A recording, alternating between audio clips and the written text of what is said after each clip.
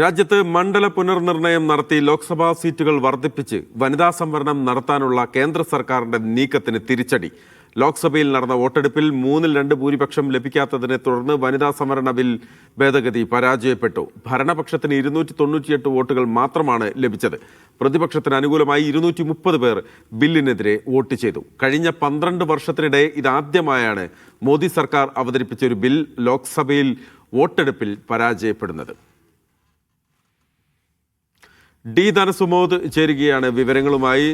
സുമോദ്, ഇതിപ്പോൾ നേരത്തെ തുടക്കത്തിൽ നമ്മൾ പറഞ്ഞതുപോലെ തന്നെ വനിതാ സംവരണം എന്നുള്ളതൊരു മറ, അതിനപ്പുറത്തേക്ക് ലോക്സഭാ സീറ്റുകൾ കൂട്ടുക എന്നുള്ള ഒരു ലക്ഷ്യം.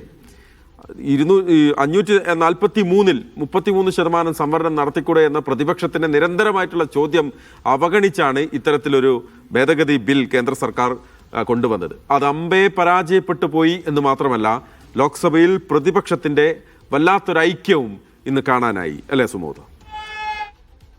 നേരത്തെ നമ്മൾ വാർത്തയിൽ സംസാരിച്ചപ്പോൾ തന്നെ ഈ ബില്ല്, ഭരണഘടനാ ഭേദഗതി ബില്ല് പരാജയപ്പെടാനുള്ള എല്ലാ സാധ്യതകളുമായിരുന്നു നമ്മൾ പറഞ്ഞത്. പക്ഷെ BJP കേന്ദ്രങ്ങൾ വളരെ ഉത്സാഹത്തിലും ഒരു ആവേശത്തിലും തന്നെയായിരുന്നു. കാര്യം അമിത്ഷായും നരേന്ദ്രമോദിയും മുന്നോട്ട് വെക്കുന്ന ഒരു ബില്ലും ഇന്നേവരെ പരാജയപ്പെട്ടിട്ടില്ല. അതുകൊണ്ട് ആ പാത പിന്തുടർന്ന് തന്നെ പ്രതിപക്ഷത്തുനിന്ന് ഒരുപക്ഷെ പല അംഗങ്ങളും ഇറങ്ങിപ്പോവുകയും ബഹിഷ്കരിക്കുകയും ചെയ്തതിനു ശേഷം ഉണ്ടാകുന്ന ഒരു വോട്ടെടുപ്പിൽ അത് പാസാക്കി വിടാം എന്നായിരുന്നു അവർ കരുതിയിരുന്നത്.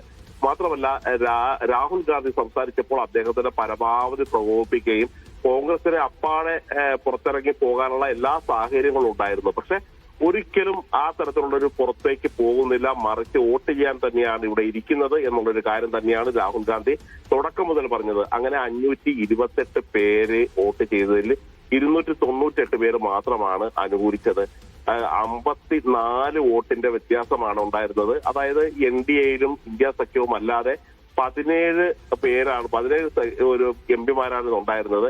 അവരുടെ പോലും പൂർണ്ണമായി വോട്ട് ശേഖരിക്കാനോ ആ തരത്തിൽ തങ്ങൾക്ക് അനുകൂലമാക്കാനോ ഈ BJP സർക്കാരിന് കഴിഞ്ഞിട്ടില്ല. മാത്രമല്ല, പലപ്പോഴും BJP അനുകൂലികൾ പറഞ്ഞിരുന്നത് സർക്കാരുകളെ പോലും പൊളിക്കുകയും പ്രതിപക്ഷത്തെ ഭിന്നിപ്പിക്കുകയും ചെയ്ത് പുതിയ സർക്കാർ ഉണ്ടാക്കുകയും പ്രതിപക്ഷ പാർട്ടികൾ അധികാരത്തിലിരിക്കുന്ന സംസ്ഥാനങ്ങളെ തകർക്കുകയും ചെയ്യുന്ന ഒരു അമിത്ഷാ എന്ന് പറയുന്ന 24 മണിക്കൂറും പ്രവർത്തിക്കുന്ന ഒരു യന്ത്രം പോലെ രാഷ്ട്രീയം ചെയ്യുന്ന ഒരു മനുഷ്യനെ ഇത്തരത്തിലുള്ള ഈ ബില്ലുകൾ പാസ്സാക്കിയെടുക്കുക വളരെ എളുപ്പമാണ് എന്നുള്ളൊരു കാര്യമാണ് പറഞ്ഞിരുന്നത്. പക്ഷെ അമിത്ഷായുടെ ഒരു തരത്തിലുള്ള ഒരു തന്ത്രവും വിലപ്പോയില്ല. മാത്രമല്ല, തെക്കേ ഇന്ത്യക്ക് വളരെയധികം സംഭവിക്കും എന്ന് ചൂണ്ടിക്കാട്ടി വടക്കേ ഇന്ത്യയിലെ പാർട്ടികളെ ഒരുമിപ്പിക്കാനാണ് അമിത്ഷാ ശ്രമിച്ചത്. കിരൺ റിജ്ജു പലപ്പോഴും സമാജ്വാദി പാർട്ടി അഖിലേഷ് യാദവുമായിട്ട് സംസാരിച്ചിരുന്നു. അവർ പോലും ഇതിനോട് ഒപ്പം നിന്നില്ല. അങ്ങനെ പ്രതിപക്ഷം ഒറ്റക്കെട്ടായി കൊണ്ടുപോയി എന്നുള്ളതുകൊണ്ട് രാഹുൽ ഗാന്ധിക്ക് വലിയ മേന്മയായിട്ട് തന്നെ എടുത്തു പറയാം. മോദി സർക്കാർ അമ്പെ പരാജയപ്പെട്ടിരിക്കുകയാണ് കൂടിയാണ്. കേന്ദ്ര സർക്കാരിന് വലിയ തിരിച്ചടി. വനിതാ സംവരണ ഭേദഗതി ബിൽ പാർലമെന്റിൽ, ലോക്സഭയിൽ പരാജയപ്പെട്ടിരിക്കുന്നു.